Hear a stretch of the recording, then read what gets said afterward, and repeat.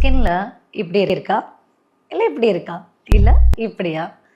இதுக்கு பேர் மெலாஸ்மா. இதை ட்ரீட் பண்றது கொஞ்சம் கஷ்டம்தான். இதோட ஃபர்ஸ்ட் எனிமி யாருன்னு தெரியுமா? சன்லைட் தான். நீங்க என்ன சொன்னாலும் சரி, இதை ரெக்கவரி பண்ணணும்னு நினைக்கிறீங்க அப்படின்னா நீங்க டோட்டலா சன்லைட்டை அவாய்ட் பண்ணி ஆகணும், நோ மேட்டர் வாட். ஸோ இந்த மெலாஸ்மா வர்றதுக்கு ரீசன்ஸ் என்ன அப்படின்னா, நம்ம ஃபேமிலி ஹிஸ்டரியில மதர் சைடு இல்ல ஃபாதர் சைடு யாருக்காவது இருந்தது அப்படின்னா நமக்கும் மெலாஸ்மா வரலாம். ஸோ இது இல்லாம ஃபீமேலுக்கு யூட்ரஸ் ரிலேட்டடான ஏதாவது இஷ்யூஸ் இருந்தது அப்படின்னா, ஸோ பிரெக்னன்சி டைம்லயோ பிசிஓடி இஷ்யூ இல்ல மெனோபாஸ் டைம், ஸோ இந்த டைம்ல ஹார்மோனல் இம்பேலன்ஸ் நடக்கும். ஸோ இதனாலயும் மெலாஸ்மா வந்து ஃபார்ம் ஆகலாம். ஸோ உங்களோட ஹார்மோன்ஸை ஸ்டேபிளா வச்சுக்கோங்க.